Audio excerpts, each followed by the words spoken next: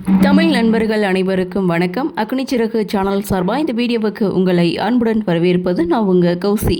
கார்த்திக் ரேவதி சீரியலுடைய அடுத்த எபிசோடுக்கான ப்ரோமோ என்ன அப்படின்றத பார்க்கலாம். அதுக்கு முன்னாடி இது வரைக்கும் நம்ம சேனலை நீங்கள் சப்ஸ்கிரைப் பண்ணலைன்னா பண்ணிக்கிறங்க. கூடவே இருக்க பெல் ஐக்கானையும் கிளிக் பண்ணி அதில் ஆல் அப்படின்ற ஆப்ஷனையும் கிளிக் பண்ணிக்கிறங்க. அப்போ தான் நான் போடக்கூடிய வீடியோ உங்களுக்கு உடனுக்குடன் நோட்டிஃபிகேஷனாக வரும். சரி வாங்க, ப்ரோமோ என்ன அப்படின்றத பார்க்கலாம்.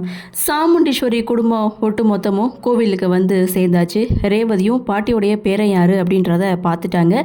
அடுத்து என்ன, யாக பூஜைக்கு எல்லா ஏற்பாடுகளும் செய்துட்டாங்க. அங்கே தாங்க ஒரு ட்விஸ்ட்டு. என்னன்னு பார்த்தா சிவனாண்டி விருமன் இவங்க ரெண்டு பேரும் சேர்ந்து இந்த பூஜை நடக்க விடாமல் ஏதாவது பண்ணியே ஆகணும் அப்படின்னு சொல்லி ஒரு திட்டத்தை வந்து போடுறாங்க. அப்போது விருமன் சொல்கிறாரு, என்னுடைய சகலை இப்போ வந்துடுவார், அவர் ஏதாவது செய்வார் அப்படின்னு சொல்ல அவருடைய சகலை பார்த்திங்கன்னா ஒரு போலீஸு.